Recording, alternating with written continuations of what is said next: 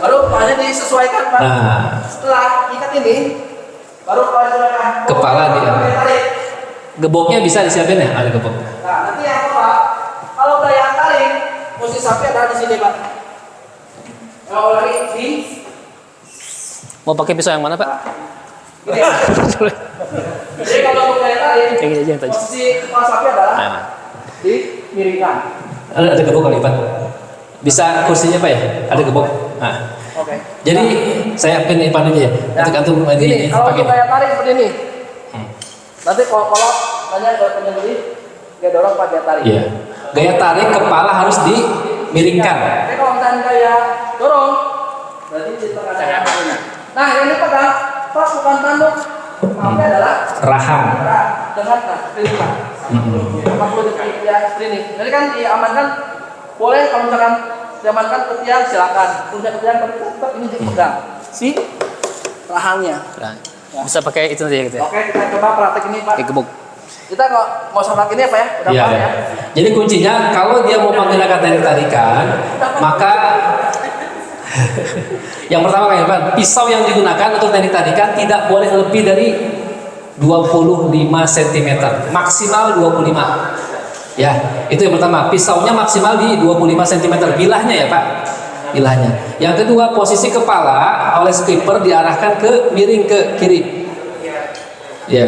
Kenapa? Karena nanti urat-urat itu terpotongnya biar lebih maksimal. Boleh nggak kalau tengadahkan? Boleh, asal dia mampu. Tapi tengadah biasanya untuk posisi dorongan.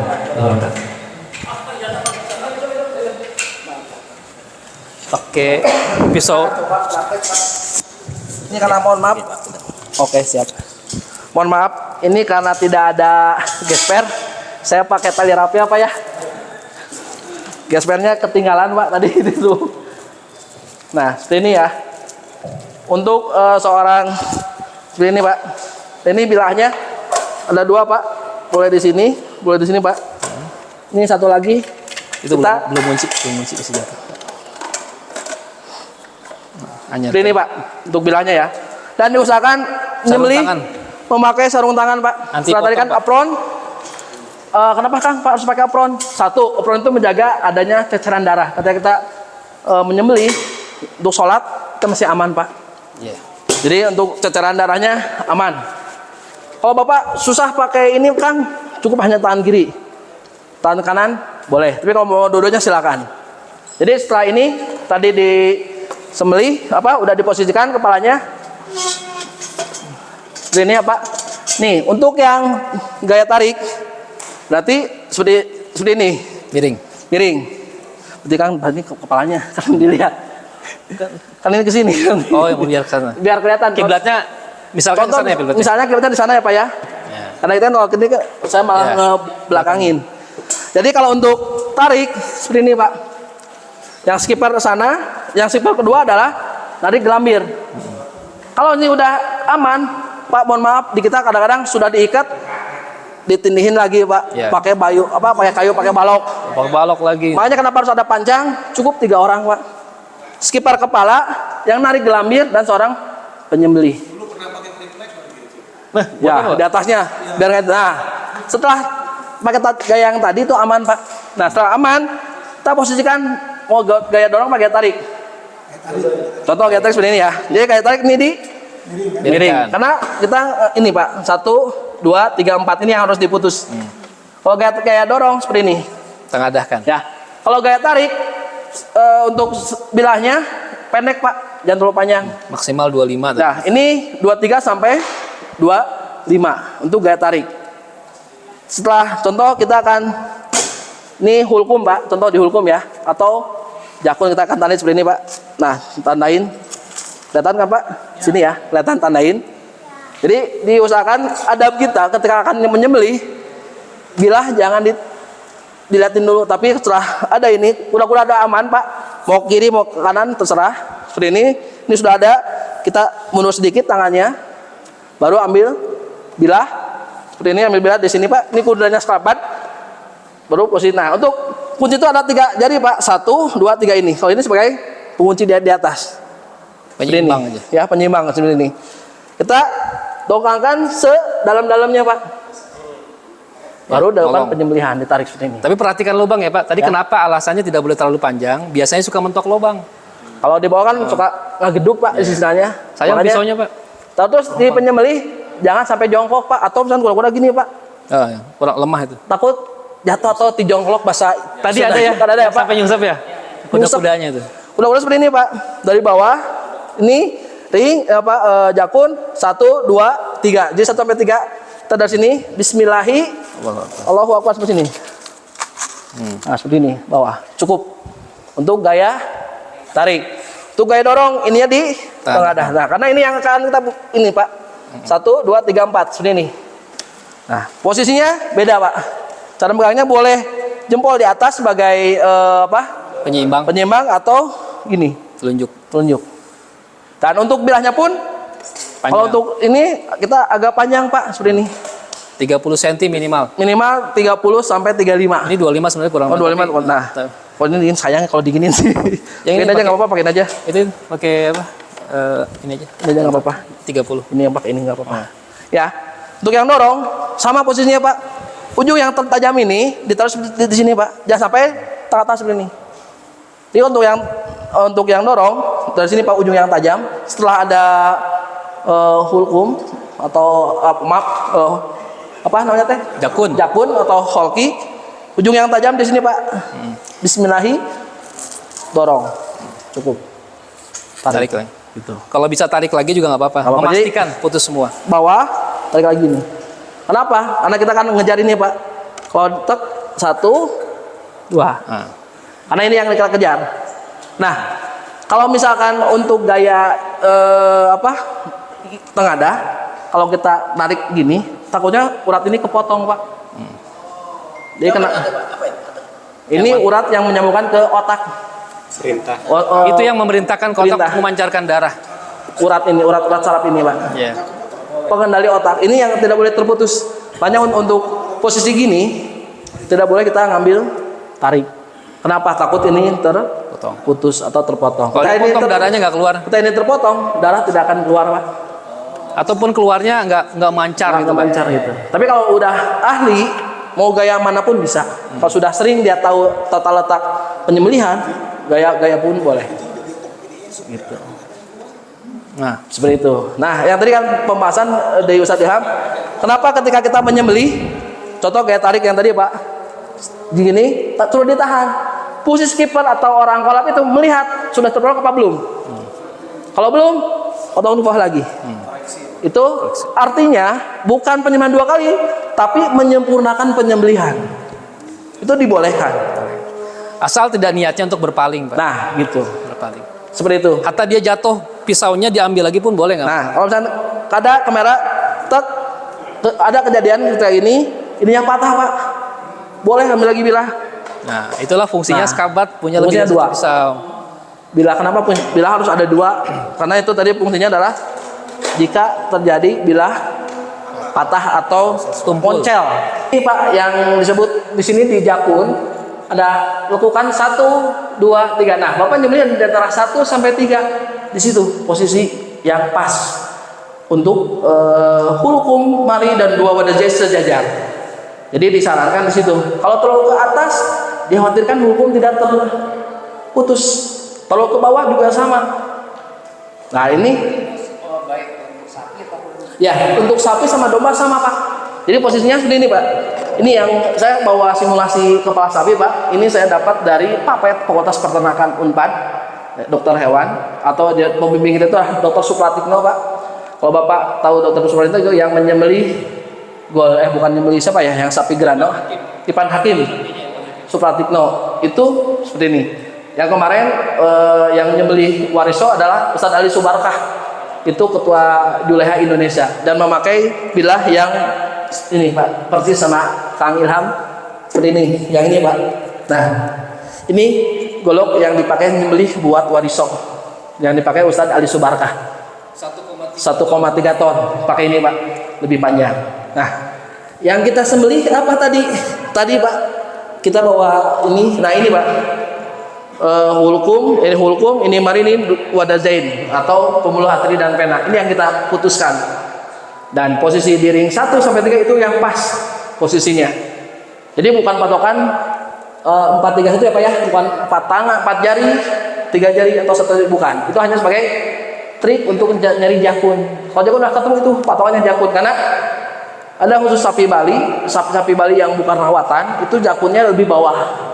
Jadi kalau tahu ke atas takutnya nggak ke ini. Terus satu juga untuk sapi Bali ataupun Kupang, kalau Bapak dapat kurban sapi itu untuk eksekusinya, handlingnya agak ekstra ya Pak ya, karena satu sifat liarnya sapi Bali itu lebih masih liar, karena di sana di Pulau Rote NTT itu masih sama Kupang NTT itu sapinya diliarkan Pak, jadi jarang handling hewan.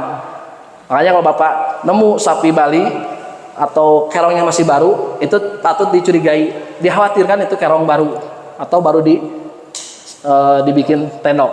Itu yang mesti diwaspadai gitu. Dan itu lebih sapinya lebih, kalau bahasanya giras atau lebih liar. Seperti itu. Untuk sapi seperti itu ya Pak, penanganan sapi. Nah, untuk penanganan domba beda lagi Pak. Kalau di kita kan kebanyakan domba itu ditarik, diikat baru diangkat. Maaf boleh adek yang laki-laki ke depan. Boleh ya Pak, maaf ya. Ya Dek ya, di sini Dek. Kita akan coba praktek domba ya Pak ya. Nanti baru praktek penyembelihan. Enggak apa-apa di sini Dek. Karena ini mohon maaf kenapa adik kecil diibaratkan domba, nggak apa-apa Dek. Maaf ya Dek ya. Sini Dek. Nah, domba enggak, ini Nabi Ismail lah. Nabi Ismail kecil. Dek gini Dek. Kayak duduk. Nah, kayak gini gini Pak. Enggak gini tuh, gitu. Nah. Kayak domba. Ini dombanya gini. Nah, gini kayak domba, Pak. Untuk domba penanganannya beda. Untuk domba ini lebih mudah ya. Untuk caranya seperti ini, Pak. Jadi kita dekatkan sini, Pak. Sudah lubang, dekatkan sini, Pak. Kita ngambilnya bukan yang ini Pak, tapi yang dalam. Jadi yang dalam untuk domba. Ya, jadi untuk domba. Jadi Bapak nggak usah di tempat diikat baru diangkat. Lebih baik tuntun dulu ke tempatnya biar apa Pak? Biar ihsan. Jadi kita sini domba sudah dekat dengan kita Pak, seperti ini Pak domba Pak. Ambil dari sini Pak, dari dalam seperti ini Pak. Nih kaki dalam.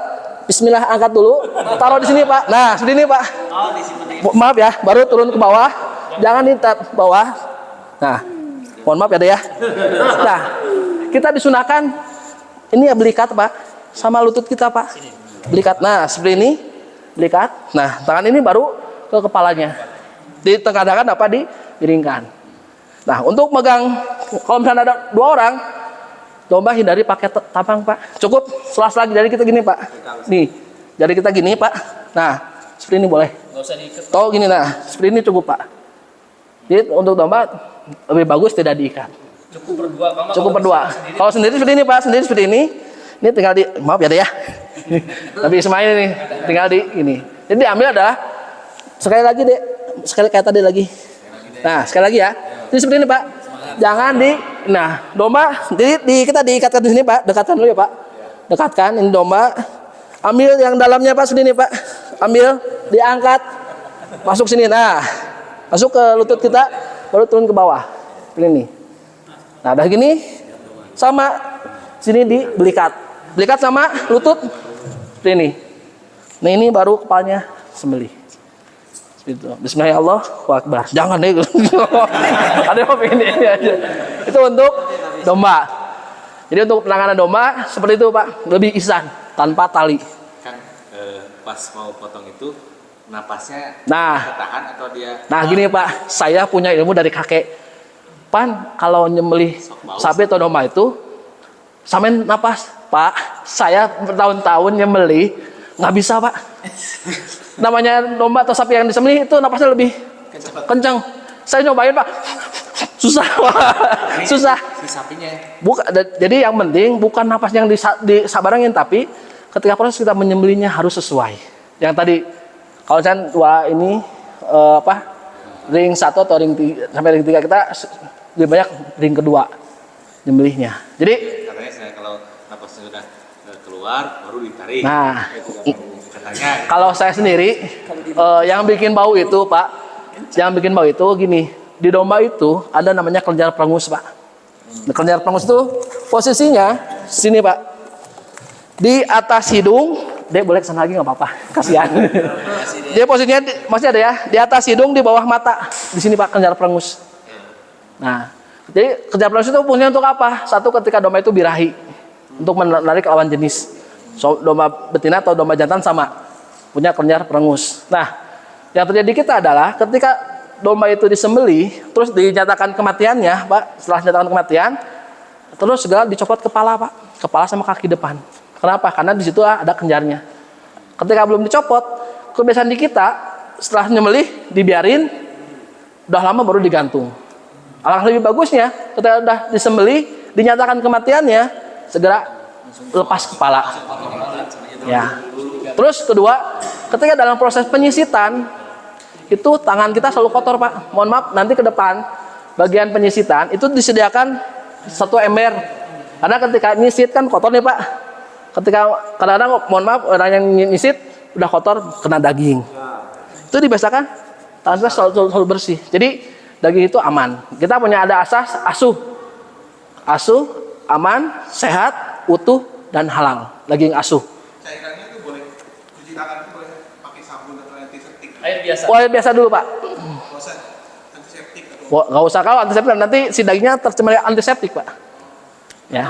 Mungkin direkomendasiin pakai gloves. Tetap, karena kan jadi bekas. Jadi gini, kalau lagi nyisit, Pak, nyisit, ini kan mau pegang daging, cuci tangan lagi. Jadi kalau ngerasa kita udah kotor, cuci tangan. Gitu. Itu yang bikin.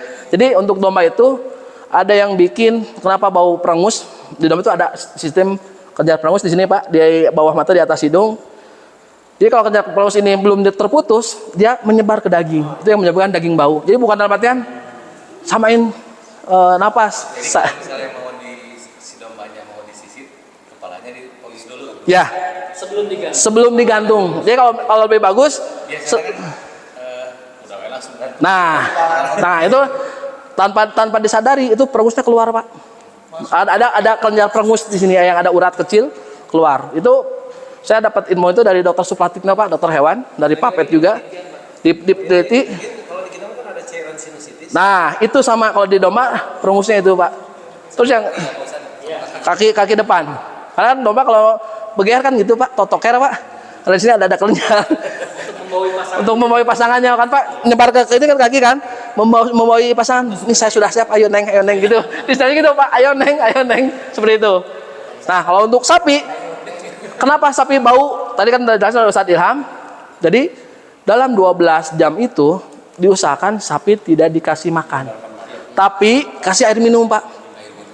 Saya pernah ngalamin sapi, kan kata Kang Irfan, jangan dikasih makan, tapi air enggak. Ketika disisir itu susah, Pak.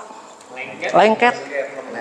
Jadi diusahakan dalam 12 jam itu hewan itu dipuasakan, tapi tetap dikasih air minum. Kenapa? Untuk menghindari asam lambungnya naik ke atas. Kalau sendawa suka ada asam lambung, Pak, nggak enak kan di sini. Sama kayak sapi. Ketika asam lambung naik ke atas, itu perih, Pak, ke luka. Yang keduanya membuat daging kita nggak sehat. Karena di kita di Juleha ada asas asuh tadi. Aman, sehat, utuh, dan halal. Aman dari bakteri, sehat dari bakteri, utuh, dagingnya utuh semua, halal dan disembelih. Nah, proses penyembelihannya seperti itu. Berseberangan dengan pelayanan bahwa hewan kurban itu harus dikasih nyaman. Ya, Makan juga nyaman buat hewan. ya. Tapi kan enggak, begini Pak, maksudnya gini.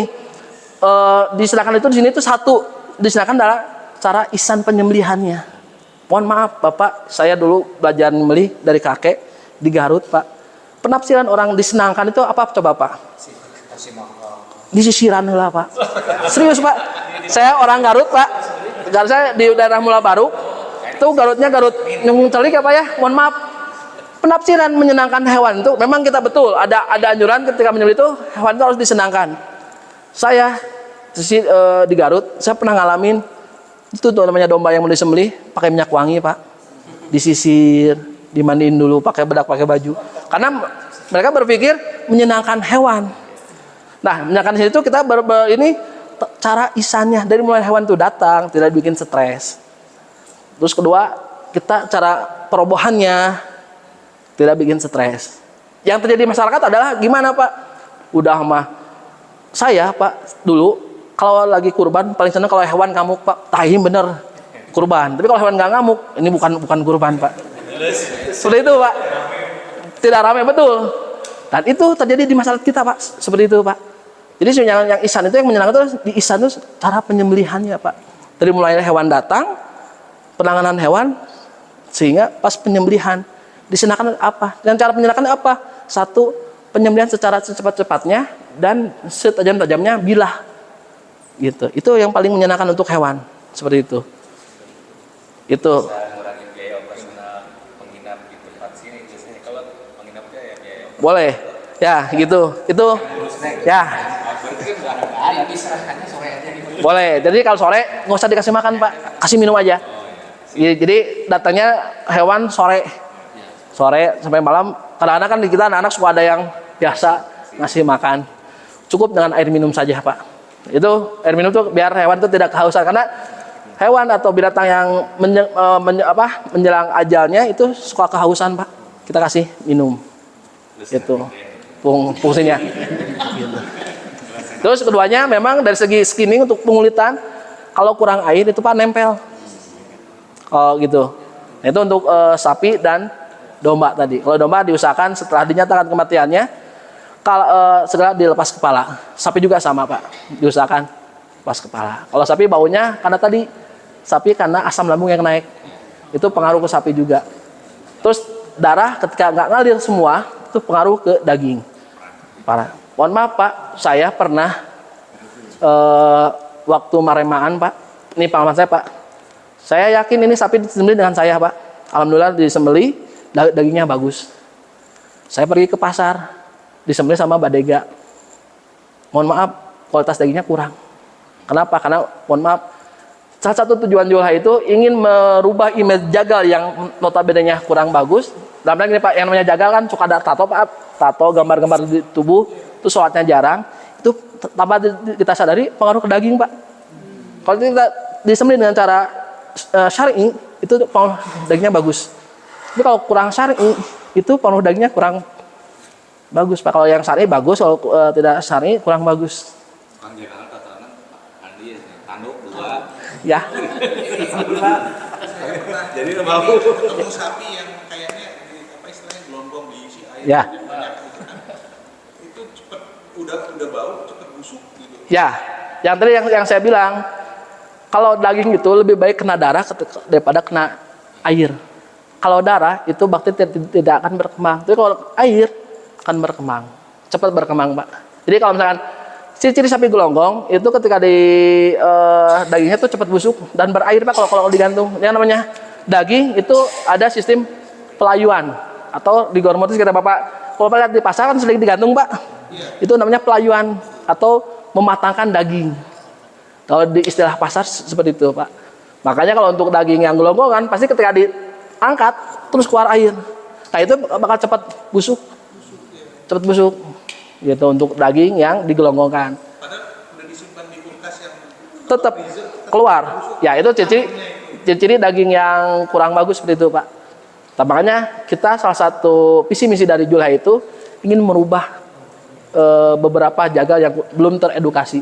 Dan alhamdulillah Julha itu punya satu RPH, itu ownernya Julha, badeganya Julha, yang penyembelihnya pun orang Julha juga. Dan itu sudah dijalankan karena kita pingin syiar penyembelihan halal. Tapi ada beberapa RPH yang belum teredukasi karena kita mau masuk masih ada benturan kebiasaannya seperti itu. Yang tadi itu yang saya bilang namanya Julha kan namanya jagal kejar target, Pak. Ini yang penting cepat mati gitu. Itu yang Ada stunning gitu kan. nah, kalau stunning itu gini, Pak. Kalau stunning itu sebenarnya gini, Pak. Kalau di RPH ada namanya sapi lokal dengan sapi luar. Nah, kebetulan saya di atas ada sapi luar atau sapi beek namanya, Pak. Yang sapi beek yang notabene-nya di Australia itu dilepas liarkan, Pak. Tanpa handling orang. Tanpa handling orang, sehingga ketika nemu orang itu ada dua kemungkinan. Yang tadi Kang Ilham bilang, dalam ketika sapi berbaring itu 1-2 menit itu dia dibawa alam sadar, dia ada dua kemungkinan, melawan atau kabur. Tapi dua-duanya sama-sama berontak, Pak. Ya kan? Maksudnya gini, kalau melawan dia nyerang manusia. Kalau kabur dia lari nyari tempat yang sepi atau nyari ke kawanannya. Nah, untuk sapi-sapi yang di RPH, yang BX itu yang notabene di sana itu di Australia itu semua tanpa orang, pakai mesin, Pak. Jadi kalau di handling pakai orang itu lebih bahaya. Gitu. Makanya untuk dan MUI itu sudah sepakat untuk stunning dibolehkan, Pak. Untuk sapi tertentu, tapi untuk sapi-sapi BX dikarenakan sapi BX ketika dihandling dengan orang itu lebih bahaya, Pak. Mudaratnya lebih. Jadi untuk stunning khusus untuk sapi luar itu dibolehkan. Jadi untuk stunning itu dipinsankan, Pak. Sistem dipinsankan, tapi tetap kita sembelih. Karena gini, Pak, saya pengalaman ada orang yang praktek ke RPH memakai sapi BX. Kan kalau sapi BX 1 sampai 2 menit itu 1 menit, di bawah 1 menit itu harus segera disembelih. Jika tidak dia akan hidup lagi, Pak. 1 menit, 30 menit sampai 1 menit terus segera sembelih. Kejadiannya orang yang lagi praktek mungkin dia baru pertama kali nyembelih ya. Gempur, Pak, netes gini. Suruh nyembelih, ngelamun, Pak. Ngelek dulu, Pak, ngelek. Pas mau gini, sapi bangun, Pak. Yang kita lakukan apa, Pak? Lari. Kenapa? Karena yang tadi asas yang pertama, sapi bakal ngelawan atau kabur. Ternyata sapi ini ngelawan, Pak. Lari ke badega. Yang ini, Pak.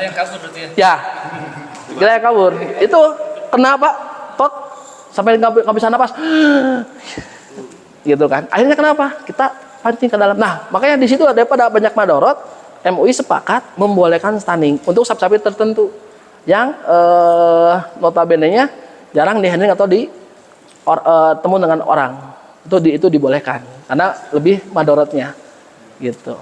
Untuk sapi-sapi stunning. Cuman kemarin di Jawa Timur sudah ada yang EKM menggunakan stunning, Pak. Tapi itu masih dalam perdebatan. Kemarin ada kan di Jawa Timur yang pakai stunning.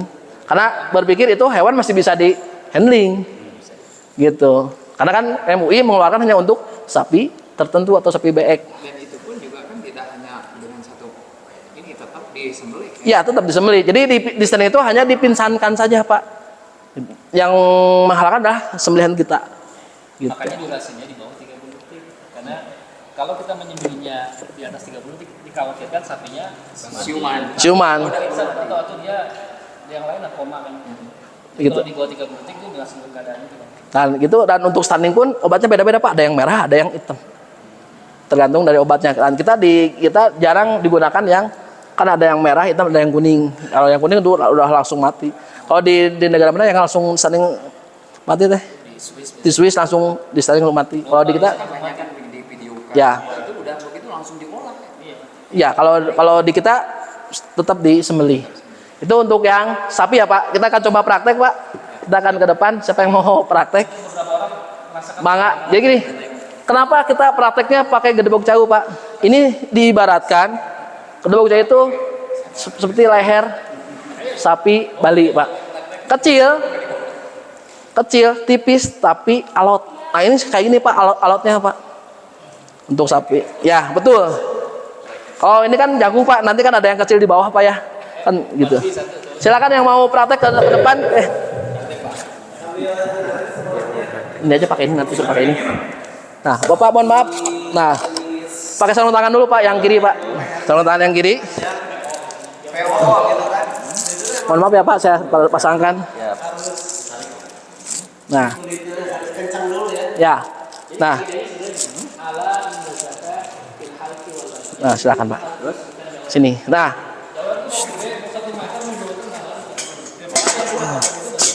Nah, ini ya. Ini kepalanya mana kepalanya? Ini kepala sini, Pak. Nih, kita tanyakan dulu, Pak. Tadi saya bilang korlap tanyain Bapak mau tarik apa sembelih? Maaf, apa sembelih? Sistem tarik apa dorong? Tarik. Kalau sistem tarik berarti ini posisi sapi di ini kan. Biar apa, Pak? Ini biar kena, Pak. 1 2 3 4 ini biar kena, Pak.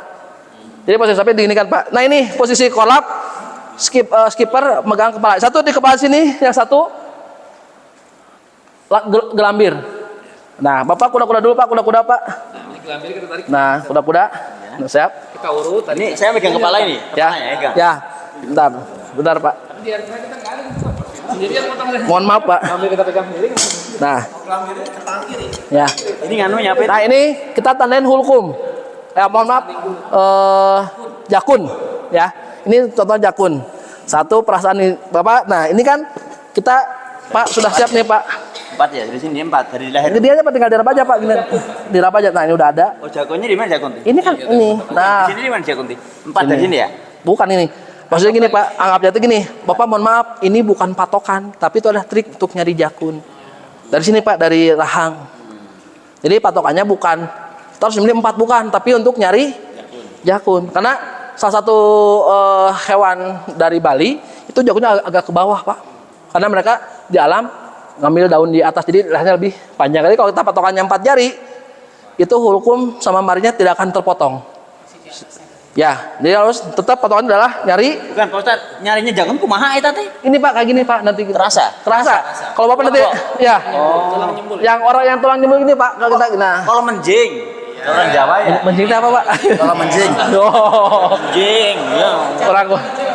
Nah, Nah, nah, satu sini Pak, satu pegang kepala ini Pak ya, satu gini ya, kondisikan gini.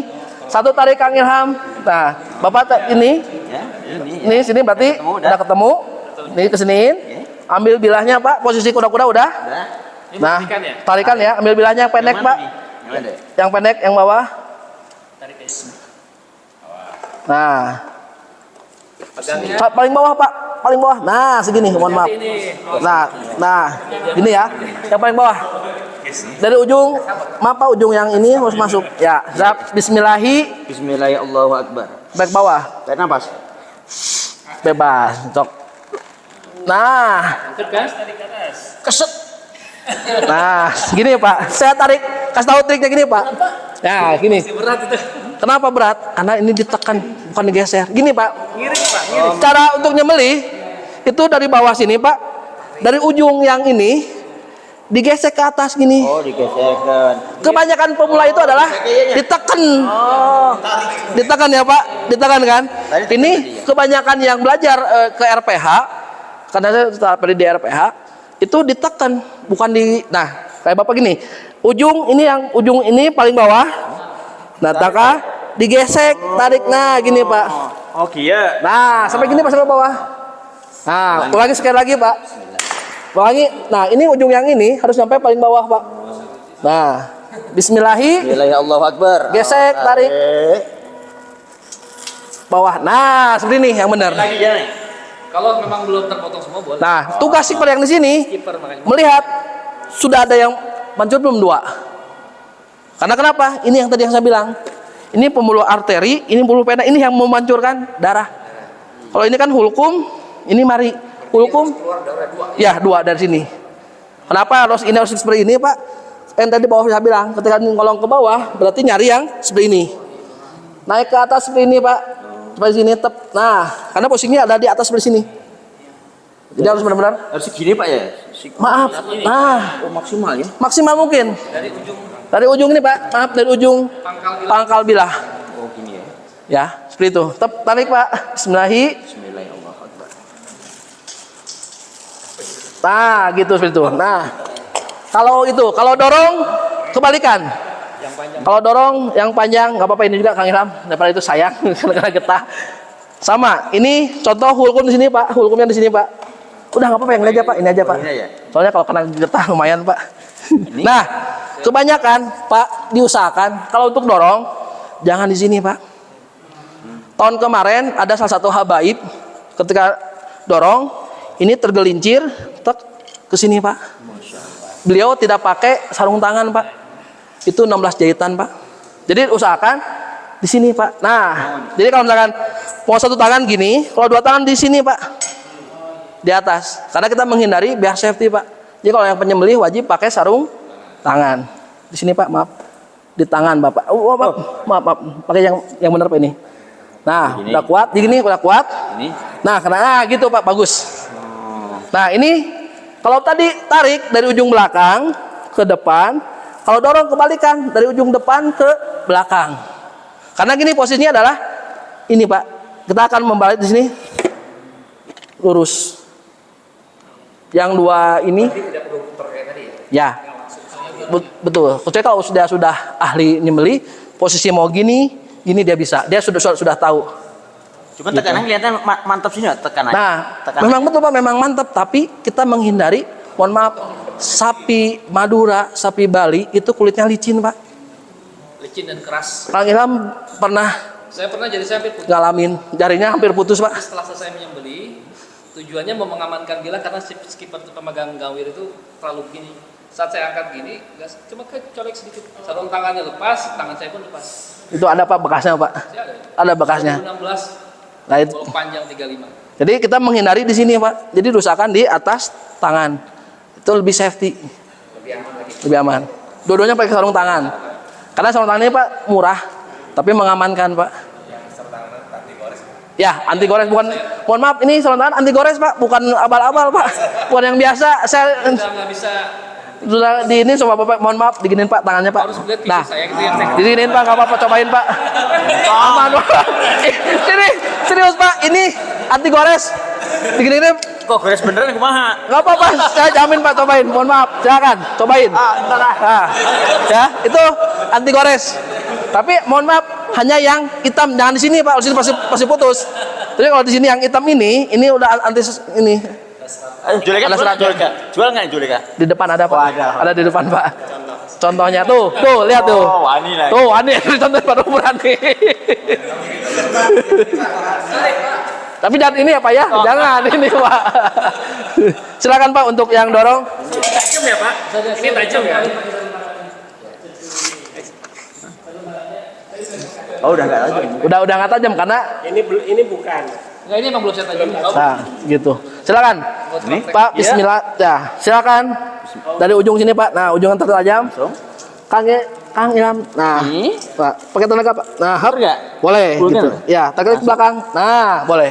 Seperti itu. Nah, ini kan langsung ke bawah ke Pak. Ya, Ini. tarik lagi. Nah, Ulangi. boleh. Silakan. Bismillahi. Allahu Akbar. Nah, gitu Pak, betul Pak. Itu udah siap. Udah siap. Sarungkan goloknya Pak. Nah, terus diusahakan Pak, kalau tadi kata Ustadz Ilham, kita jangan sampai melihatkan bilah di depan sapi. Tapi setelah nyembelih, sediakan ember untuk membersihkan bilah. Bilah bersih baru masukkan ke skrabat. Itu etikanya, adabnya. Darah masuknya kotor. Bisa darah, cuman ini pemakaiannya berjangka Pak. Kalau ini udah habis, ini baru Itu anti- habis. Itu ya kan lateksnya itu anti licin. Dan Iya juga gitu. membantu. Nah, itu. Silakan yang mau. Kang, yang mau silakan lagi. Saya kasih kesimpulan untuk yang tarikan. Pertama bilahnya jangan terlalu panjang. Kalau saya pengalaman itu maksimal 25 cm panjang bilahnya ini. Kenapa? Karena pertama kalau dia semakin panjang akan kesulitan. Siapa mau praktek lagi? Mangga. Dan juga Pakai dulu sarung tangannya, Pak. paling pendek. Yang kiri saja. Jangan Saya pasangnya apa ya? memulai. Kalau kami sih biasa di 15 sampai 18. Bentar. Biasa. Tapi kalau pemula 20 sampai 25. Kemudian kalau teknik dorongan, maka usahakan bilahnya itu minimal kalau saya itu dulu 35, tapi sekarang 30 pun bisa, 30 cm panjangnya. Karena dorongan tadi kan benar kata Kang Irfan, saya dulu praktisi dorongan dengan bilah-bilah panjang. Biasanya saya gini. Tapi karena setelah kejadian 2016 yang itu sampai potong jadi saya satu ruas ini, maka saya mulai pakai APD komplit plus ini saya megangnya agak ke sini, Pak. Bahkan cenderung ke sini. Dan saya mulai menggunakan bilah-bilah yang lebih pendek karena ternyata lebih nyaman. Tetapi untuk sapi-sapi jenis besar yang limosin, simental yang Lehernya bobotnya di atas berapa? 6 kintal 6 kintal ke atas. diameter leher lebih besar, maka sesuaikan panjang bilahnya. Jangan sampai kita memaksakan sapi 1 ton bilahnya 30 cm. Itu dijamin nggak akan selesai 1 kali 2 kali itu, Pak. Saya itu dulu sapi 1,3 di Gereja Caraka itu saya pakai 45 cm dorongan, itu pun sampai 7 kali. Karena besar sekali kepalanya. Besar. Diameter itu lebih besar sekali gini. Itu. Jadi tadi udah gitu ya, pertama pendek, APD jangan lupa, posisi ini jangan lupa kuda-kuda. Jangan sampai seperti ini, ya. Usahakan satu kaki tidak ke kanan di depan. Dan kalau tarikan, fokus tangan itu pegang di sini, Pak. Jadi tiga jari. itu nggak pengaruh sebenarnya keseimbangan. 3 ini yang menentukan. Nah ini jari yang keseimbangan. Menentukan. Ya, pistol ini. Ya, pistol ini. Kemudian juga fokus tenaga di bahu. Kalau kaki kanan depan. Karena apa? Saat kita motong seperti ini, bahu kita yang pegang. Jadi sebesar apapun sapinya, sekecil apapun tenaga kita dibantu oleh bahu kita. Makanya posisinya kadang-kadang kalau lihat penyembelih itu sampai gini kan. Jadi bahu kita nggak bantu. Jadi bukan hanya fokus di sini. Biasanya kalau hanya fokus di pergelangan sini, saya yakin setelah idul kurban pada Ngabagel. Kalau istilah sudahnya Pak, ngabagel. Apalagi yang baru belajar nyembelih, setelah kebak Pak, tenaga, tek, ngabagel. Aduh, pernah ngalamin saya Pak. Ya, kalau kita, gini Pak, kalau kita yakin, makanya tadi saya bilang, kalau dipastikan bilahnya itu sesuai standar. Apalagi kita bilah mau bahan apapun, asalkan standar ketajamannya sesuai standar, kita yakin. Ditambah tekniknya, tadi yang saya bilang bukan ditekan Pak, tapi digesek, Ngiris Pak. dingiris Pak. Memotong itu mengiris Gitu. bukan menekan. Karena kan itu jujur, saya pengalaman pertama belajar ditekan, dimarahin sama kakek saya Pak. Kakinya posisi gimana? Setelah Gimana? Juleha disempurnakan Satu tangan penyembelihannya Pak. megang Karena kan fitrahnya Ngebantu. seorang laki-laki itu bisa Atau kalau menyembelih misalnya Pak. mau dorongan, Wajib menyembelih. Fitrahnya seperti itu Pak. boleh di sini. Seorang laki menyembelih wajib Ya, bisa menyembelih tapi Pak. kalau- Fitrahnya seperti itu. Kalau tidak ada yang megang kita boleh. Kalau domba kan kita satu tangan megang. Silakan ini kan dulu hulkumnya. Mohon maaf, jakunnya. Jakunnya. Kebiasaan. Tarik Pak, dorong Pak. Dorong silakan. Bismillahi. Tangannya yang kirinya mau di mana posisinya? Di sini pengen satu tangan. Oh, satu tangan, oh, enggak. Berarti ini langsung ini. Ya, bismillahi. Allahu Akbar. Nah, bawah tarik lagi belakang Pak. Nah, seperti ini cukup. Sekarang yang tarikan Pak, masukin dulu bilahnya. Masukin Dorongan itu jangan sampai ujung ya Pak. Sering kejadian ngancep di sini Pak. dulu. Tapi di sini Pak. Jadi agak mundur sedikit sini lah. Nah, maksudnya lihat nih. Mohon maaf nih. Tah, yang ujung tajam di sini Iya. bukan ujung yang ini Pak. Kalau ini kan namanya ujung bilah. Iya. Saya bilang Nanti ujung nusuk, mau tajam. nyangkut tuh, panik di kita. sini ya. Nah, kalau di sini berarti nyangkut Pak. Ungked-ungkedan Pak. Masuk ke dalam. Silakan. Ya. Nah, Ngiris tetap ngiris. ke bawah dulu Pak. Bawah dulu Pak. Nah, Tetap terus perut baru lagi belakang ambil ini. lagi. Nah, cukup. Nah, seperti itu cukup. Ini kedebok nggak akan kebuka, tapi kalau praknya di lapangan Buka. bakal kebuka Pak. Ya, ini saya sengaja memang kita buat ngatur keseimbangan kita. Yang tariknya Pak, ini dulu Pak, maaf, dicek dulu. Jakunnya sebelah mana? Sekarang ini jakunnya sekarang ini. Berarti ke sini. Apa ke Nah, lahang? sampai bawah Pak. Kuda-kudanya dulu Pak. Bagian sini ya Pak ya. Kang, maaf. Makanya pastikan ini bagian pangkalnya itu tajam. Nah, silakan. Bismillahirrahmanirrahim. Nah, tuh, ini masih tekan ya Pak? Kelihatan kan perbedaan antara gesek dan tekan? Beda yang ngiris sama Masih tekan kakinya. kan? Iya. Karena, ya, ketekan karena saya bilang digesek bukan ditekan. Itu fitrahnya yang belajar nyembelih seperti itu. Karena pingin langsung. Karena kita belajar mengolah nafas, mengolah tenaga di situ Pak. Ya, silakan. Betul. Itu kalau kayak gitu Pak, baru 2 sapi udah capek. Ini masih tekan kan? Masih tekan Pak, silakan. Mohon maaf di sini tah, yang ini Pak. Jadi Ngiris. misalkan ini Pak, dari ujung tajam ini kita yakin tekan gini tah.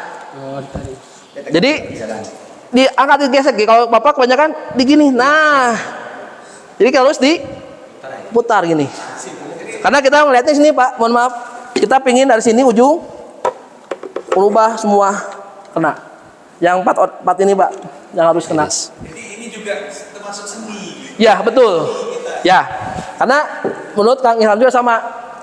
Kita nyaman di mana? Seorang penyembelih itu punya seninya nyaman di dorongan apa tarikan. Kalau Kang Ilham lebih nyaman di dorongan. Saya lebih nyaman di dorongan dan tarikan. Dua-duanya nyaman. Tergantung dari posisi sapi. Gitu. Silakan Pak, bawah lagi. Digesek Pak. Bismillahi. Bismillahirrahmanirrahim. Jadi gini. Tarik. Ah, sip. Nah, seperti itu. Saya bahu ini ya dipakai. Ya, nah Pak, yang kena itu adalah ini. Nah, kalau tenaganya full, kena tulang, ciping ininya. Ini kan posisi kepala miring ya Saunya. tadi kan. Makanya kenapa kita harus bisa ngatur tenaga? Ngatur tenaga, ngatur emosi, tambah seni. Betul. Jangan dihabisin di sapi pertama Pak. Ya. Saya yakin sapi ketiga udah nggak kuat ini. Gini, Pak. Kalau gitu caranya berat. Pak, terus kedua, kita pengolahan hati juga Pak. Mohon maaf, saya punya pengalaman di RPH. Sapi pertama bull Pak. Bull itu sapi BX yang gede Pak, yang 600 up ke atas. Bismillahirrahmanirrahim, Allahu Akbar, bisa 1 kali seles. Sapi kedua bobot 300 kilo Pak. Dalam hati saya apa coba? Ah, gampang. Tapi tidak dijaharkan. Pas nyembelih, kodarilahnya Pak, susah Pak. Ujub karena saya ada, mohon maaf Pak, saya berpikiran sapi 600 saja saya bisa satu slash, satu kali tarikan. Tapi sapi kecil enggak. Cuman tidak dijaharkan. Cuman di dalam hati saya Betul. ada kata ujub. Betul. Itu Pak Iya. digoda Pak. Makanya kenapa tadi Betul. seorang penyembelih itu punya seni, betul Pak. Seni penyembelih, tekniknya, atur napas, atur semua harus diatur. Kadang kan kita jurus seperti ini dikatakan kita emosi kita ada Ya. apa gitu. Ya. Ayo, Pak. Ya, Itu pengaruh nggak di pengaruh Pak. kita emosi? Ya. Emosi marah. Betul. Gini Pak, ketika Bapak marah, Pak, saya pernah itu kita yang kalau makanya seorang penyembelih wajib satu disunahkan sholat dulu 2 rakaat. Untuk apa? Biar kita tenang Pak. Lebih tenang. Lebih mau ngasih ini. Bapak kalau dalam emosi terus di makanan nyembelih, jangan Pak. Yakin itu hilang semua Pak konsentrasi. Karena kenapa? Mengganggu konsentrasi kita Pak. Karena yang terbanyak adalah emosi kita dengan marah kita. Lebih baik posisi itu dalam posisi tenang. Itu boleh. Kalau itu lebih baik dikasihkan ke orang lain yang Sholat dulu, ya, ya, napas. ya betul. Ya boleh. Ya. Yuk, silakan yang mau Ya, ganti gedeboknya Pak. Cepat dorong apa tarik Pak? Dua-duanya. Oke, dorong Pak mau tarik dulu. Tarik dulu. Oke siap. Ini jakunnya. Ini aja Pak yang ujung biar kelihatan. Posisi Oh iya. Kuda-kuda. Nah, ingat. Kuda-kuda udah nyaman belum?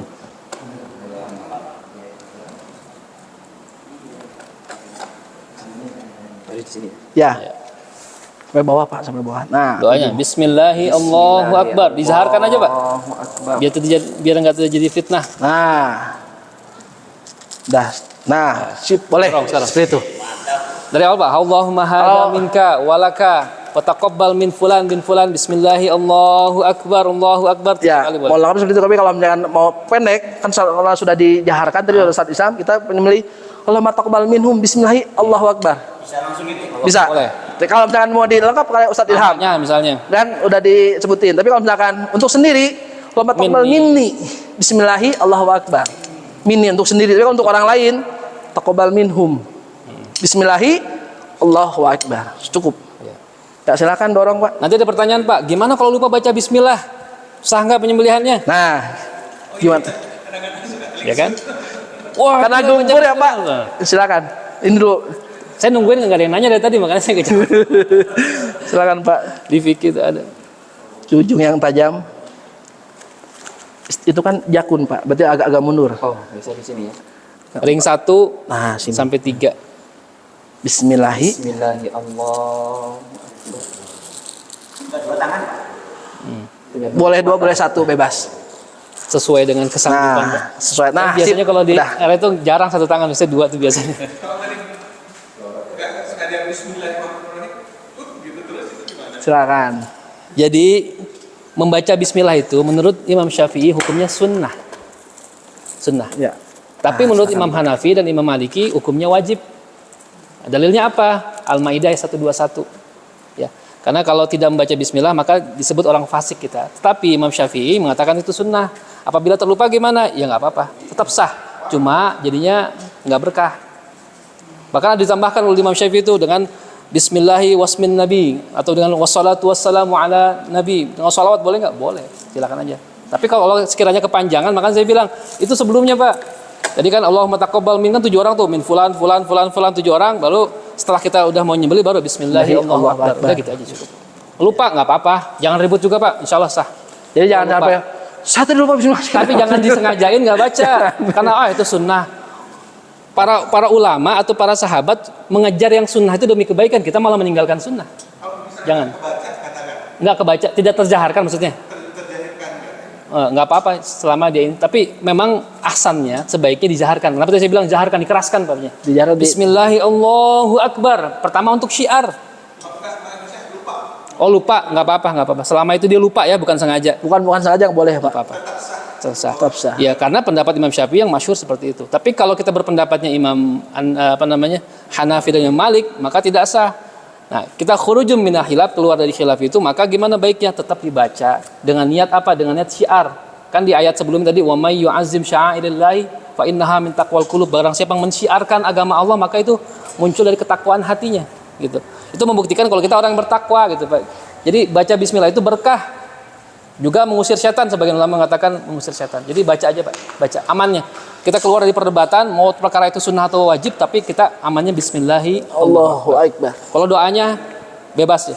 Terus Karena tidak ada ini. satu Kita- lagi ada lagi. tambahan, setelah menyembeli disunahkan membaca doa iftitah. Seperti Ini. doa iftitah. Ya. Ini wajjahtu wajhiya lilladzi sampai beres. Ada satu riwayat di hadis Al-Baihaqi gitu. Sudah. Sudah. Sampai tuntas. Sebenarnya bukan doa iftitah Kang Irfan, karena doa iftitah itu redaksinya kan menggunakan tanpa menggunakan ini. Kalau iftitah kan wajjahtu wajhiya lillazi redaksinya. Ini ada hadis Ali bin Abi Thalib, beliau mengatakan bahwasanya setelah menyembelih itu beliau membaca inni wajjahtu wajhiya lillazi fatara samawati sampai selesai. Baru itu. Tapi itu sekali lagi terjadi perdebatan khilaf di antara ulama. Memang itu hadisnya statusnya bukan hadis sahih tapi hadis dhaif. Tetapi boleh nggak diamalkan? Boleh, silakan aja diamalkan. Itu doa. Selama itu doa nggak apa-apa. Tapi kalau kita mau keluar dari perdebatan, kita mau mengamalkan juga, bacanya di-syirkan saja. Jadi Kalau saya pribadi dapat. saya baca. Karena selama itu doa dan ada salah seorang sahabat yang meriwayatkan, maka itu pasti ada kebaikan. Karena sahabat itu tidak mungkin melakukan amaliyah melainkan itu ada contoh dari Rasul. Perkara nanti statusnya dari sahih, hasan, kemudian jadi dhaif, bahkan itu khilaf di antara ulama. Kalau saya tetap membaca cuma demi untuk menghindari perdebatan, saya membacanya sir. Inni wajjahtu wajhiya. Pelan aja. Cukup saya Jadi jangan terlalu dijaharkan Iya. keras. Sesudah Setelah kan pertama nih rangkaiannya gini, Pak. Kalau saya urutkan rangkaiannya pertama. Nih sapi lagi dibawa nih, di handling dan dibawa dari tempat penampungan. Kita baca dulu. Kita ijab kabul dengan pemilik sapi atau domba. Ijab kabul. Kita baca. Setelah itu kita baca doa. Allahumma hadza minka wa ilaika. Wa taqabbal min fulan 1, fulan 2 sampai fulan 7. Ya. Setelah sapi sudah siap disembelih baru kita baca. Nah, Ya, bismillahi Allah. Kalau Imam Syafi'i 3 kali takbir ya. Bismillahi Allahu Akbar, Allahu Akbar, Allahu Akbar. Ya, kalau 1 kali pun boleh nggak? Boleh. itu kalau misalkan panitianya bisa roh penyembelihnya kenal dengan mudohi. Nah, kemarin ada riwayat dari Minhum misalnya. Kan ada riwayat kan saya nggak kenal sama mudohinya, bagaimana menyembelih? Dijamakkan aja. Cukup dijamak diwakilkan sama panitia. Karena gini, dari para mudohi kan sudah diwakilkan ke panitia, kita jabul dengan panitia. Itu antara tadi mudohi dengan panitia mau kalah dulu nggak? Tadi ya, ijab Gimana? kabul tadi. Iya. Sebenarnya ijab kabulnya yang ahsan itu bukan dengan panitia, dengan si penyembelih. Dengan penyembelih. Ya. Tapi jika penyembelihnya kita tidak tahu, kita hanya ditugaskan, cukup diwakilkan dengan panitia. Karena yang sering banyak terjadi itu begini, yang bagian doa, yang Ya, betul. kan gitu. Itu Baca, betul. Mau kalahnya kemana? Ya. Nah. Dalam semua riwayat, Pak, yang saya pahami, yang dicontohkan oleh Rasul itu yang membaca doa si penyembelihnya. Makanya si operator tadi itu ya, moderator atau operator pembimbing itu hanya mengarahkan sebenarnya. Gitu. Ya, jadi yang wajib yang sebenarnya disunahkan baca itu si penyembelihnya. Kalau di kita mah kadang-kadang Pak suka di Ya, ini Pak, suka sok di tingkes semua, nu doa eta, nu maca eta, nu nyembelih saha. Gitu di. Betul. Gitu. Makanya syarat jagal adalah tadi pertama dia paham syariat Islam. Gitu. Lagi-lagi ke situ kan, salah satu syarat penyembelih atau juru sembelih itu pertama dia tidak menyanyiakan sholat, dia paham. Mustati itu terkait bukan hanya masalah teknis penyembelihan, paham fikihnya. Kenapa tadi saya bilang si penyembelih ini harus orang-orang yang paham, karena boleh jadi gara-gara dia itu dagingnya jadi haram. Ya, karena yang menentukan halal atau haram itu dia, Pak. Si jagal ini, Pak, si juru sembelih ini. Makanya kita mau berubah tadi image-nya dari jagal jadi juru sembelih halal. Ya. Makanya kita di Julia ada istilah Ngeri apa ya? daging asuh. Asuh. Aman, sehat, utuh, halal. Nah, utuh di sini. Nah, iya betul. Yang utuh itu, Pak. Yang terjadi di kita itu gini, Pak. Mohon maaf. Asuh. Saya ketika ngisi di masjid yang lain, ini yang utuh sering tidak terjadi, Pak. Kalau Betul. kenapa? Kang suka leungit hulu sok cokor yang kanyut. Nah, itu benar, Pak. Iya, Kejadian. Ini pengalaman juga di kejadian yang diserahkan kepada juru sembelih. Ya. Jaga lah ya, jaga. Terus contoh lah, komplek itu kan sangat kesulitan dari kadut segala macam Ya. itu diolahnya susah. Dan susah dalam artian bukan susah ngurusnya, akibat dari kotoran yang dibuang ke lingkungan. Ya. Iya. Nah itu kebanyakan kadang-kadang sebuntelan jadi Nah, kasih gitu. Sementara kan kalau itu semuanya harus dibagi. Ya, nah itu dibahas gini, sebenarnya semua daging hewan itu harus dibagikan. Nah, makanya ketika itu mau dikasihkan sebagai hadiah, mohon maaf Pak, kadang kita yang sudah lalu-lalu ada istilah nyembelih ke bagian hulu sebagai ujroh dulu kan, sebagai upah. Ternyata itu tidak boleh Pak. Gajilah sesuai dengan keringatnya. Malahan disebutkan jangan sampai kelihatan sampai kering. Nah, yang terjadi ketika itu pertama tadi ijab kabulnya dulu awal bagaimana. Ketika yang dalamannya mau dihadiahkan, si mudohnya tahu, oh ini mau dihadiahkan. Makanya ijab kabul itu penting ya Ustaz. Penting sekali ijab kabul. Makanya itu kan mohon maaf di seluruh komplek-komplek yang besar seperti ini itu dalaman tidak diolah itu ini karena bagaimana? Karena satu tidak ada yang mengolah buahnya ini ya, tidak ada yang mengolah, terus kita ngebuang dalamannya susah, akhirnya dihibahkan, itu boleh dihadiahkan gitu. Tapi harus jab kabul dulu gitu. Jab kabul yang si mudohi tahu. Jadi contoh ini mohon maaf di kita kadang-kadang kepala yang sering hilang ya, yang tanpa sadar kepala, cokor, kulit itu sering dijual. Nah, kalau yang ngejualnya mudohi itu tidak boleh Pak. Tapi kalau misalkan kita dihibahkan ke panti menjual itu boleh. Karena ditakutkan ketika yang mudohinya menjual itu gugur sebagai hukum kurbannya. Ini Ustaz Ilham yang jadi sedekah dipahami. nanti Pak. Itu terkait fikih ya. Tadi saya juga tidak ngebahas itu karena pertama boleh jadi sudah paham. Saya berhusnuzon sudah paham. Tapi kalaupun muncul seperti itu, pertama betul. Semua bagian dari hewan kurban, baik kukunya, bulunya pun itu semua adalah bagian yang dikurbankan. Maka tidak boleh ada yang dijadikan sebagai upah. Karena upah itu nanti jatuhnya jadi akadnya muamalah. Jadi bagaimana solusinya? Rasul sudah mencontohkan, sudah mengajarkan kepada Ali bin Abi Thalib saat Sayyidina Ali diperintahkan untuk menyembelih untanya Rasul, beliau memberikan upah kepada si jagalnya itu dari uang kantongnya sendiri. Kemudian ada pertanyaan, boleh enggak kalau kita memberikan kepala atau bagian tertentu dari hewan yang dipotong sama jagal sebagai hadiah? Boleh. Kenapa? Karena itu bukan upah, upahnya sudah kita berikan dulu. Tapi kalau kita lihatkan ini ya, buat upahnya kepala, nah itu nggak boleh. Maka hukumnya berubah statusnya dari kurban menjadi sedekah. Batal kurbannya. Sayang kan Pak? Batal kurbannya. Batal kurbannya. Di kampung itu paling banyak itu yang boleh bawa kepala. Ya, karena Oh, saya hadiah nggak, Pak? betul Pak. Iya. Karena saya pernah ngalamin nyembelih bawa kepala kambing Pak. Ternyata pas tahu Juleha Kejadian salah. kalau di tempat saya kita profesional bayar unjurnya, tapi si pas pulang teh Pak boleh nggak minta satu kaki gitu. Tapi kan itu di luar ya. Tadi ceritanya unjurnya kita sudah bayar, kakinya jadi hadiah. Yeah. Terus yang kedua si kulit, kalau dibagiin kan kulit, nah si kulit ini biasanya dihadiahkan ke masjid. Si masjid ini dijual, Nah. maksudnya ke infak masjid. Itu boleh tadi yang bilang boleh. Yang tidak boleh atau yang dilarang oleh Rasul menjual kurban, bagian dari kurbannya adalah si pemilik kurban. Kalau dia rubah, misalnya ini sudah punya dia nih, kulitnya dia hadiahkan kepada masjid, kemudian masjid menjualnya, hasilnya digantikan untuk lagi kegiatan yang lainnya, boleh nggak? Boleh, boleh. Cuma nanti dalam mazhab Syafi'i ada dua ketentuan. Yang pertama ada kurban sunnah, ada kurban wajib. Yang kurban sunnah itu pertama ketentuannya si pekurban atau mudhohi atau muqarrib boleh memakan hewan kurbannya sebagian atau sepertiganya sebagian riwayat. Sedikit pun boleh atau banyak pun boleh, bahkan sah. Kemudian dia tidak boleh menjualnya atau menjadikan sebagai upah. Tapi kalau kurban wajib, pertama si yang berkurban itu tidak boleh mengkonsumsinya, ya. Misalnya di nazar atau ta'yin tidak boleh mengkonsumsi. Kemudian kalau dagingnya itu harus 100% diberikan semuanya.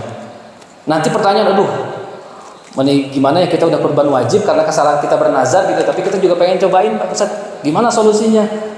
Para panitia harus pinter Pak, tukar aja Pak, si milik si bapak pulang ditukar sama yang lain, dia makan dari daging dari milik kurban yang lain, boleh nggak? Boleh kan, bukan daging dia, boleh ya. Kemudian tadi ada gimana? Kalau misalnya dagingnya itu dihadiah, jadi kurban itu diberikan yang pertama dua statusnya. Yang pertama diberikan sebagai hadiah, yang kedua sebagai sedekah. Hadiah itu untuk siapa? Untuk agnia, untuk orang yang mampu. kategorinya mampu tadi disebut ya. Misalnya dia orang yang mampu Pak, kita berikan kurban, maka tidak boleh dia menjualnya atau memanfaatkannya, dia hanya boleh memakannya. Kalau kurban diberikan sebagai hadiah statusnya. Jadi kalau kita ini distribusikan hewan kurban kepada orang-orang yang sekiranya dia mampu, maka tidak boleh dia menjual. Tapi kalau kita berikan kepada fukoro dan masakin, apa kategori fukoro masakin? Yang pertama, dia tidak cukup penghasilannya untuk menghidupi dirinya. Fukoro atau masakin, ya jauh dari kata mampu. Artinya penghasilannya, pengeluarannya dia lebih besar daripada penghasilannya dia, itu kategori fukoro atau masakin. Kalau kita berikan kepada dia, itu jatuhnya bukan hadiah, tapi sebagai sedekah. Maka boleh dia memanfaatkannya, boleh dia memakannya ataupun menjualnya. Ya. Makanya tadi kalau misalnya kulit diberikan kepada siapa? Yang diberikan itu kategorinya orang mampu atau orang tidak mampu. Kalau dia orang yang mampu, maka tidak boleh dia menjualnya. Itu menurut mazhab Syafi'i. Tapi kalau dia orang yang mampu, orang yang tidak mampu, kategorinya fuqara atau masakin, maka boleh dia menjualnya. Ustaz, Ya. kalau misalnya katakan saya niat kurban, terus saya kasih uang, ya sapi gitu, urungan gitu, kemudian saya bilang saya nggak boleh minta sepertiga aja untuk keluarga saya, untuk ayah ibu saya, itu gimana Pak? Minta betul dari kurban kita sendiri ya? Boleh. Ya. Karena apa? Rasul mencontohkan, tatkala beliau menyembelih domba, beliau minta apa kepada penyembelihnya? Minta bagian hatinya, hati. Itu menunjukkan bahwasanya boleh kita memakannya.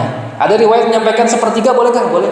Bahkan dalam mazhab Syafi'i itu jadi kategorikan jadi 3. Yang pertama yang afdol, yang boleh, sama yang satu lagi tidak boleh. Yang afdol itu apa? Kita makan sedikit aja, kita ambil hatinya, sisanya kita berikan semua, kita sedekahkan atau kita hadiahkan. Atau yang kedua, kita boleh ngambil banyak Pak. Misal tadi karkasnya misalnya tadi jadi 70 kilo kan, sapi. Kita mau kasihin ke orang 1 kilo, 69 kilo kita makan dan kita bagi-bagian untuk keluarga kita, boleh nggak? Dalam ilmu fikih itu boleh Pak. Sah nggak? Sah. Tapi kata orang apa? Pelit. Kalau itu ngapain dia kurban ya? Boleh, tapi secara hukumnya sah nggak? Sah. Nggak masalah. Ulama mengatakan itu sah, sepakat semua sah. Boleh, asal dia ada yang dia berikan kepada orang lain sekiranya cukup untuk konsumsi dan dia ambil yang lebih banyaknya, sah nggak? Sah. Tetapi pelit, bakhil. Yang ada di kita sekarang itu sepertiga, boleh nggak? Nah, itu tengah-tengah.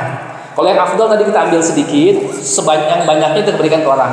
Kalau yang tadi pertengahannya itu sepertiganya lah, sepertiganya. Kira-kira mungkin kalau itu kita request, boleh nggak minta pahanya aja? Boleh. Jadi jangan dilarang panitia kurban kalau ada yang sibuk kodenya, saya minta pahanya, boleh nggak? Boleh, kasih Pak, haknya dia. Kecuali kurban wajib ya. Jadi. Ada kejadian tadi kasusnya ada ijab kabul gitu. Dengan antara yang punya pemilik dengan juru sembelih, Ya. yang punya hewan dengan juru sembelih. Kemudian si juru sembelihnya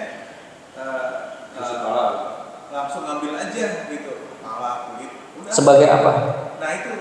Nah kalau nggak jelas akadnya, kalau dia ngambil tanpa izin namanya apa?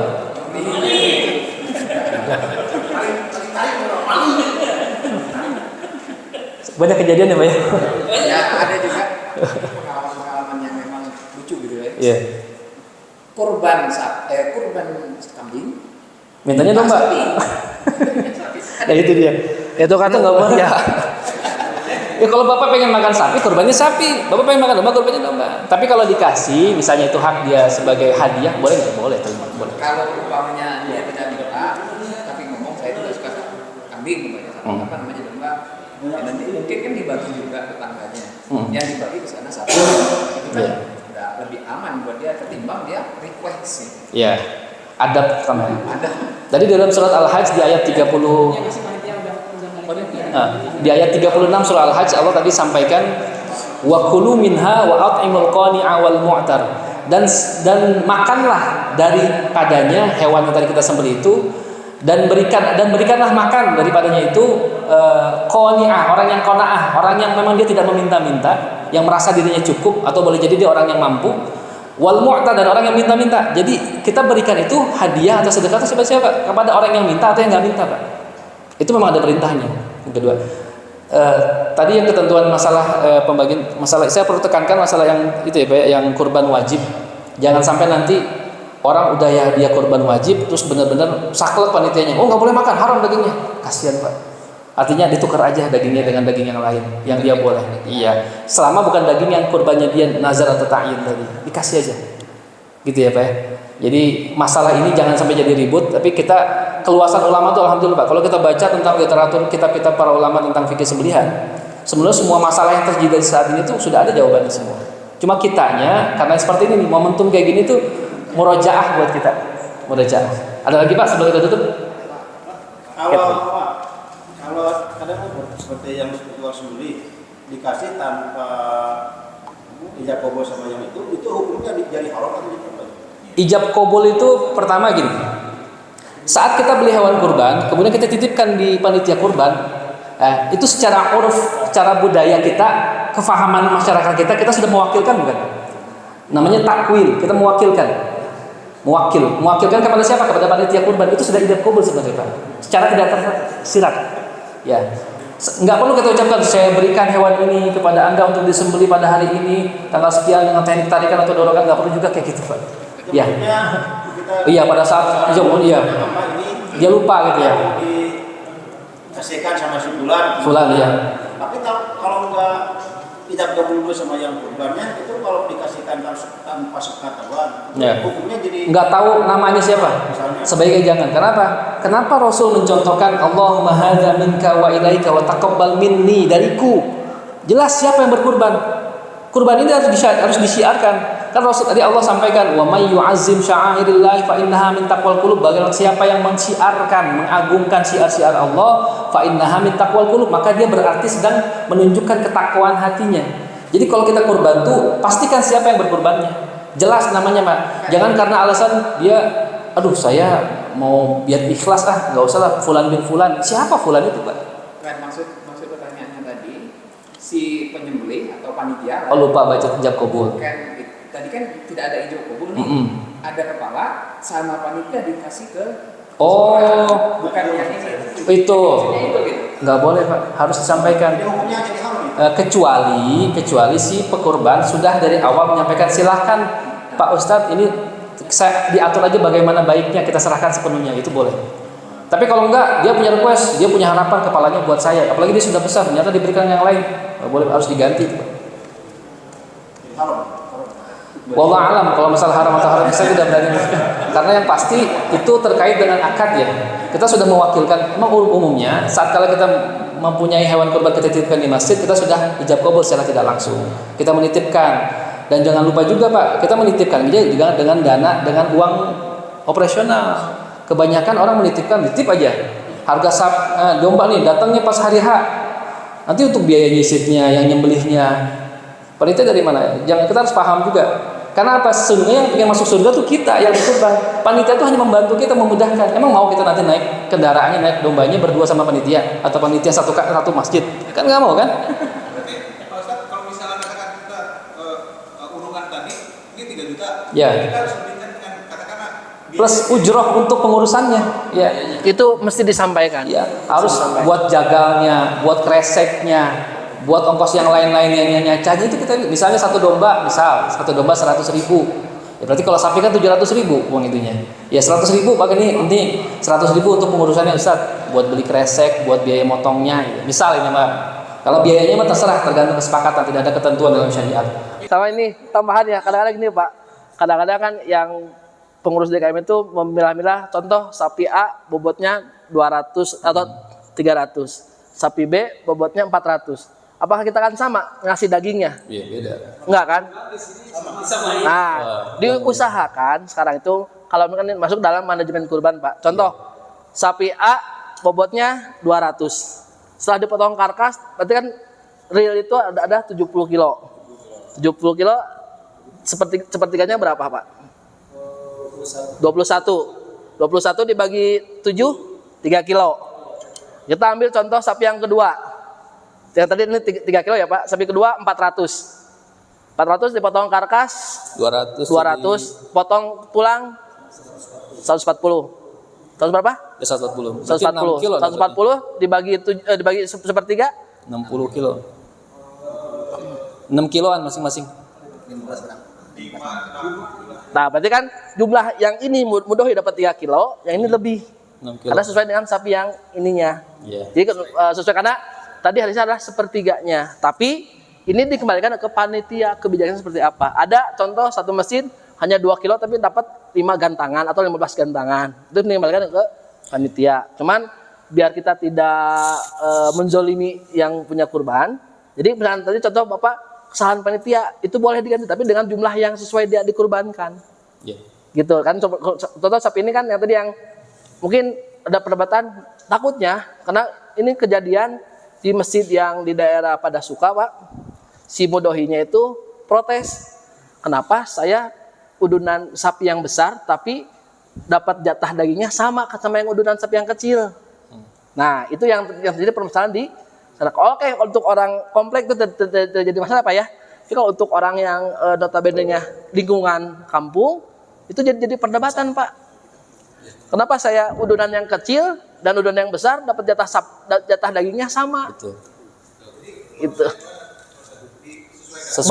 Bagusnya disesuaikan dengan sapi yang dia kurbankan.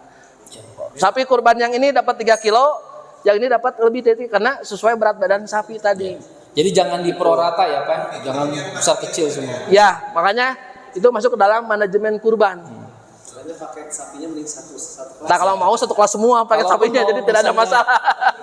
Kalaupun Gitu. mungkin nanti ada satu sapi yang bobotnya lebih besar, dikomunikasikan Pak. Gitu Karena aja. balik lagi, memakan daging kurban sunnah itu bagian dari tabarruk atau mengambil berkah. Boleh nggak? Jumlahnya tidak dibatasi dalam syariat. Asal dia cukup diberikan kepada atau disedekahkan kepada orang sejumlah yang bisa dimakan, maka itu sah. Walaupun misalnya tadi 70 kilo kita kasih 1 kilo, 69 kilo kita ambil, sah secara hukum nggak masalah. Cuma memang kita jadi bakhil dan dibenci oleh masyarakat pasti kan. Nah, jadi afdolnya seperti itu. Diganti. Oh gitu. Kita sekalian tutup ya Pak ya. Dari semua tadi yang kita pembahasan masalah fikih, Itu di harapannya tadi muncul pertanyaan-pertanyaan yang umum sebenarnya. Tapi alhamdulillah saya bersetujuan sudah banyak yang paham, jadi tidak perlu kita ulang. Fikih sudah kita sampaikan secara ringkas. Saya mau tidak sampaikan sengaja secara full kajian fikih kurban karena memang durasi dan keterbatasan, nanti kita sampaikan di lain waktu. Kemudian juga sudah kami sampaikan juga amanah tadi untuk teknis penyembelihan dan tadi terakhir dengan alat pelindungan diri dan teknik tali temali atau keserawannya. Harapannya setelah ini semua masjid ada 1 atau 2 orang yang muncul ghirah di hatinya untuk belajar lebih ini Pak. Karena sesungguhnya ini syariat, sekali lagi. Ibadah kurban ini syariat, cuma sayangnya tidak diseriusin Pak. Jadi akhirnya banyak ibadah itu yang statusnya berubah, yang tadinya kurban jadi sedekah, yang jadi halal jadi haram. Ya, itu kita hindari dengan cara kita berikhtiar mengilmui diri seperti ini. Ya mudah-mudahan dari sini muncul orang-orang yang mau belajar. Kami siapkan Pak waktu setiap tahunnya Juleha Bandung Raya kita mengadakan daurah marhalah namanya. Di daurah dulu kita belajar secara lengkap yang tadi kami sampaikan secara utuh, secara selama 2 hari full dari pagi sampai sore. Termasuk nanti ada fikih asah-bilah, bagaimana cara mengasah bila sehingga sampai dia layak untuk sembelihan, pengenalan bila dan sebagainya, teknik tali temali, pengenalan jenis-jenis sapi dan penanganannya. Juga tentu yang tidak kalah penting adalah fikih sembelihan dan fikih kurban.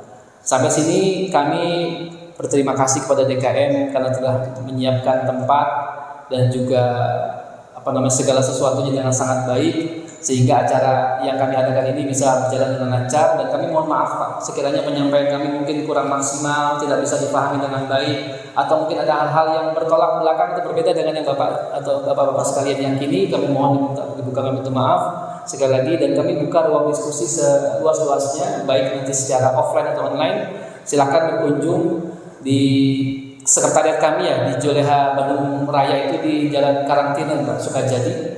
Kami rutin mengadakan pertemuan 1 bulan sekali untuk mengevaluasi setiap kegiatan, baik kegiatan rutin di RPH atau kegiatan-kegiatan pelatihan seperti ini. Allah alam, saat ini kita tutup sama-sama dengan hamdalah, beristighfar dan doa kafaratul majlis. Alhamdulillahirabbil alamin. Astaghfirullahalazim. Subhanakallahumma wa bihamdika asyhadu an la ilaha illa anta astaghfiruka wa atubu ilaik. Wal 'afwu minkum. Tsumma assalamu alaikum warahmatullahi wabarakatuh. Waalaikumsalam warahmatullahi wabarakatuh. Inilah yang dapat kami sampaikan. Mohon maaf bila ada kurang dan lebihnya. dan mudah-mudahan ini bermanfaat. Assalamualaikum warahmatullahi wabarakatuh.